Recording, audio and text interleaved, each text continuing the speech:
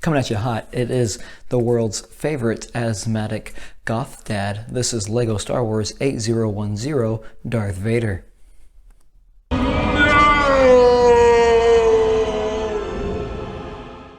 Hey everyone, I'm Scott, here are the bricks. Let's go with the review. Today we have another lovely addition to my LEGO Technic collection from Star Wars. You know, that one that failed horribly over 20 years ago, and this is one of those masterpieces from that failed set. This is Darth Vader in all of his crowning glory. 397 parts completes this somewhat okay-ish monstrosity of a LEGO Technic set. It's really not that good. It's actually probably one of the worst ones I've seen.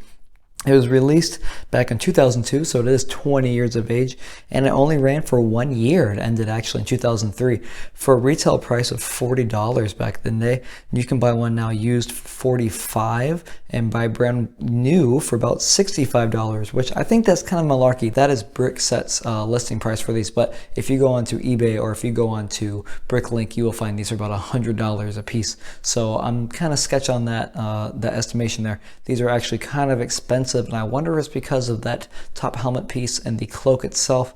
Otherwise, I really don't see where the big hoopla about this set is. It's kind of weird. And we'll dig more into that, but yeah, price range wise, these do get kind of hefty. I bought this for about $60 on eBay used. I talked with the guy afterwards, wanted to make sure that the rubber bands were okay. He threw in some fresh ones, which is wonderful. Doesn't use a lot of them because there's not a lot of playability to that. We'll get into that later.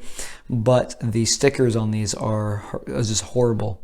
Did not stand up to the test of time, but that's okay. He warned me about that, and older LEGO stickers just don't hold up that well. So I'm happy to get what I can get, but for $60, it's okay. Probably could have gotten cheaper, but if I bought cheaper, it'd probably not been as completed. This was 100% completed, so real no complaints about that. All right, let's get straight into this figure. First thing I'd like to talk about is how this set actually has a lot of similarities to the Jango Fett that was released the same time that this was released. Actually, Jango Fett was released in April of 2002. This was released in January. And these have a lot of similarities between each other because they're pretty much the same exact build, except one does have more pieces and has a lot more playability than this one does.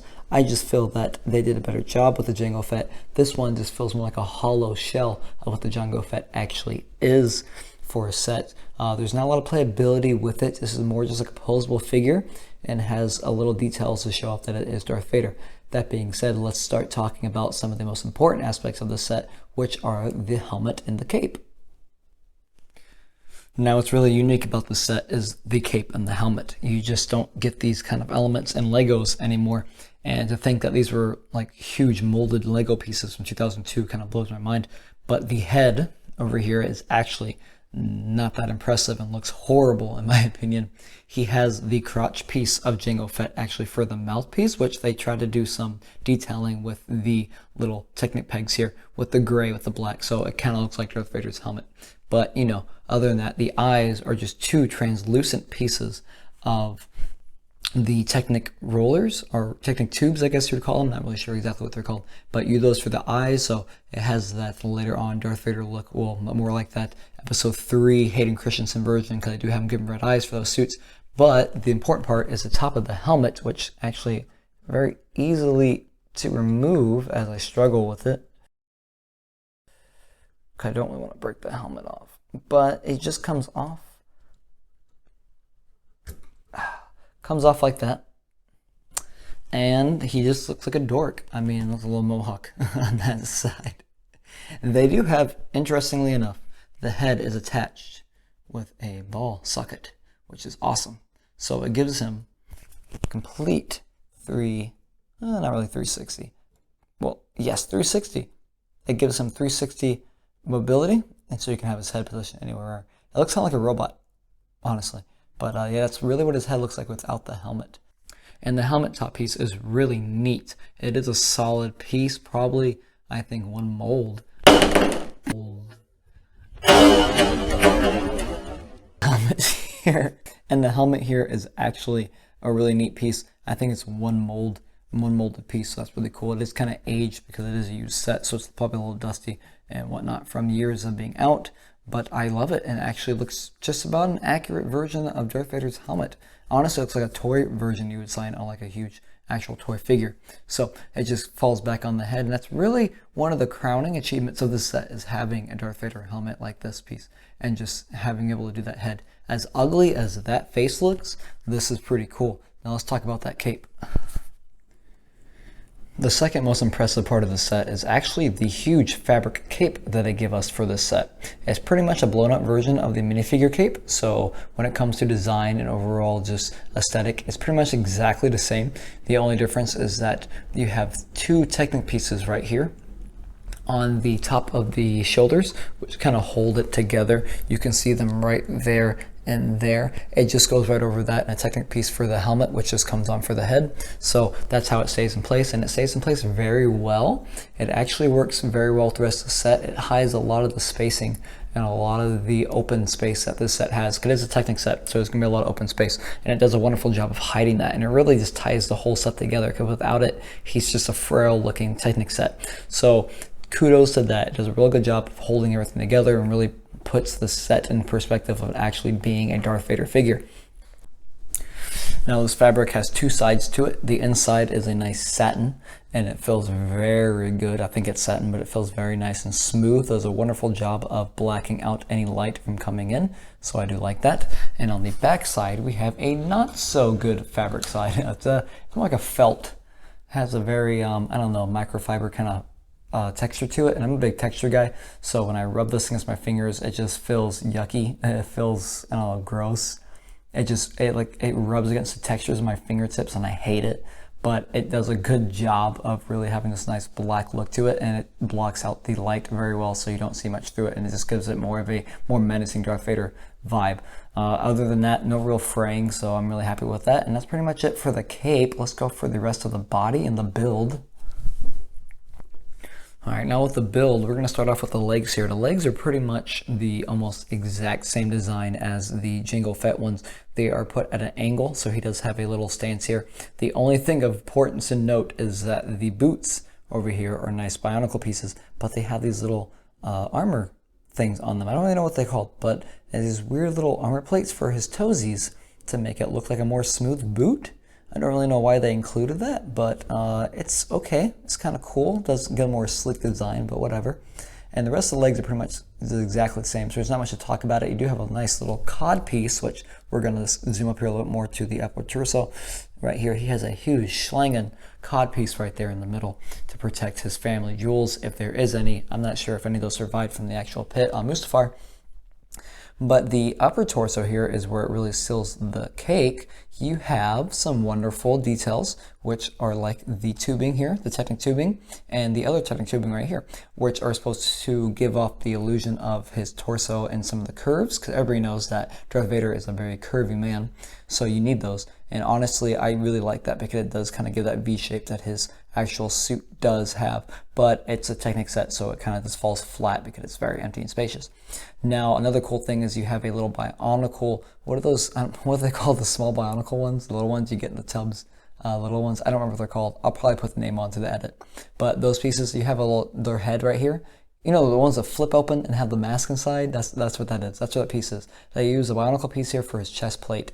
And now this is actually my favorite part, is the chain here, because it goes across the neck, and that you have that detail that holds the cape together, and that's really awesome, and I really enjoy that. Now, the other thing to notice is that we do have some stickers, which, if you look at them, are deteriorating very badly and just don't hold up. That's okay. I tried my best to get them in the order they're supposed to be in. I didn't do that well over here with the chest piece, actually. I kind of tried to keep it up with it, but it's just kind of hard to tell. And I think these are backwards. I'm not entirely sure. I could fix it, but honestly, they're just the way they are. I don't know. I really don't care at this point. I'm probably going to try and find some replacement ones if I can. I know some people make aftermarket stickers, so I can do that. So I'm probably going to try and do that if people have any interest in fixing the set. Anyway, the torso isn't that bad. My only biggest complaint would be that when you are building this set, this chain is weird. It has two little pieces in here, Technics, that actually go up and down. I wonder if I can show it to you right here. Well, I can't really, because the helmet's already in place. But on his headpiece, there are these two Technic pieces that it hooks on, and they actually are like shoulder pieces, and they flop over like this, and you have to put them back over that when you get the cape so that it holds still. And it keeps the chain going, but the chain just is very loose when you originally put it on during the build, so it kind of aggravated me and I didn't think it was going to work out. But once you put the cape on and everything kind of comes together, you know, it works out pretty well. But other than that, I think it's an okay chess piece. It could have been better. It lacks a lot of, you know, just functionality to it, because when we go into playability, I'll show you that. Now, before we go into playability, we're going to go into that segue, but now, before we talk about playability, we're going to talk about the arms, which are a major factor on that. So the arms here, you have two, and they can move up and down, and they're moving up and down by a little lever action, which we'll show you in a minute. And that's pretty much all they are. His hands, his thumb exactly, are very elongated, or extremely elongated. Check that out. I can see his arm fell off because, you know, not really the best. And we'll get into that in a minute. But his look how elongated that thumb is and that hand. I'm not really digging it. I think it looks god awful. You can't really move it. You can a little bit, and the way you move it actually is by this rubber band piece, which is the only time you'll see rubber bands in the set. And what you do is you pretty much just move it like this, and it moves his hand open. That's it. You know, that's all he can do. So I guess you can keep it open for him to force choke somebody, but realistically you can't because rubber band, so it snaps back in the spot. And that's really it for that one arm. The other hand is exactly the same, except you can have your lightsaber on it, which is, let me put this hand down,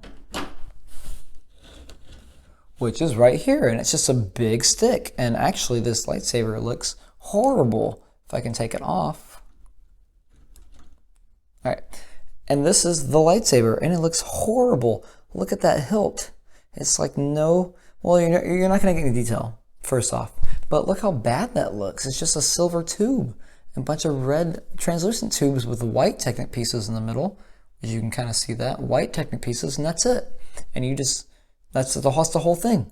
But you just simply put this on his hand with a Technic piece. Hands don't really move anywhere. There's no real articulation actually in the wrist here, so you can't really do anything with that. But this arm is exactly the same as this one that fell off, so it's gonna have that rubber band little movement there, and it just snaps back and forth so you can move it. And that's pretty much it. But he doesn't have a thumb on this one because he has to hold the lightsaber, and that's pretty much it. So let's go to the playability and let's get this fucking arm back on. What a rip. Okay, so I went ahead and took the cape off, and like I said earlier, it's three-pronged hole, and you pretty much just put these two on top of those studs right there, and then you just put the headpiece right there, and that's pretty much how it works, just like, almost just like a minifigure cape. So that's pretty much it. But as you can see, when you take it off of him, that's it, man. That's Darth Vader right there in Technic form. That's awful. That's embarrassing. It's like seeing an old man naked for the first time, honestly. It's just, I don't know. I ain't digging it. But, okay, so for playability, we're going to have two levers here. This one's already kind of kicked backwards. But you're going to have two levers in the back. And the point of it is pretty much to flick them so that you can move his arms up.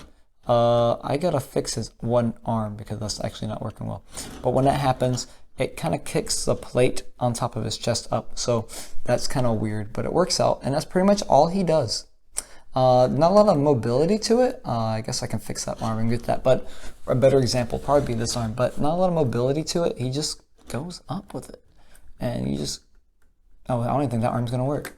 Oh, it's not. I don't think it works. Oh, there it is. Cool. And that's it. That's all he does. He whacks. So, you know, kind of a piece of shit, but it's all right. This is why this set is only 397 parts. It's not the Boba Fett, which is more complex and has more articulation. It's just better of a figure. This one just doesn't, which is sad because this is Darth Vader, you know, the Sith Lord here, and we just don't have it. And he doesn't really have good posture. He's actually missing half his back. I don't like that. And that's pretty much it. Like I said, that cape really does pull the set together. If not, it's just kind of sad. Depressing, really. I can see why this isn't really big on the resale. I thought maybe it would be a more popular thing, but honestly, it's probably one of the most lackluster of the Technic pieces. And that's Darth Vader for you, man. All right, let's go into that last part of the video now. And that pretty much brings up this review to a wrap. Lego Star Wars Technic 8010 Darth Vader. It's not that good. It's honestly probably my least favorite of the Lego Technic line so far. It's just lackluster. Kudos to the cape and the helmet for really trying to hold this set together, and the build itself actually wasn't as complicated and was very easy to follow. So I'm happy about that. So kudos to those three things. That would be the pros of this set. The cons are everything else. It just looks bad. There's really no playability to it. The Jango Fett is obviously the better figure from this lineup, and I can see why this set, this whole series, just didn't work. If the buildable figures are way better, this is just garbage. But it's mine now, and I don't see why this is $100 new. I would even pay, I mean, I paid $60, and I'm starting to feel like I got ripped off now, because this is just no. But it's here to stay. It's in my collection, and I'm happy to have it. As bad as it is, it's not that good. I do not recommend anyone to buy it unless you're really gun-ho about this kind of stuff and you like these Technic sets like I do. Now, I have a few more Technic sets to get through. I do have the Pit Droid, I have the C-3PO and the R2-D2, and I have the Stormtrooper. I don't know if I'm going to open them because they are sealed, but I'm going to get around to it if I can. I got to get that Battle Droid, and I officially have all of them. But no, this 8010 Lego Star Wars Darth Vader, that's a piece of shit. It's not good. Probably, yeah, it's the worst. So thanks for watching. Heed my warning. Thank you for all the subscribers so far. I'm really happy with all that. You guys are really making me, I don't know, giving me some more purpose to make these videos. I really enjoy making them, and I'm happy to make them for you guys, and I just enjoy it. So thank you for all the comments. Thank you for all the likes. Thank you for all the subscribers. So if you like this content, subscribe to it, like these videos, follow for more. I'll update some more. I'll keep digging on it. I have some more stuff coming up, and I'm really excited for that stuff coming up too, for more Lego stuff. But this has been Scott, this has been the Bricks, and that was the review. Thanks. Except not for you, you're trash.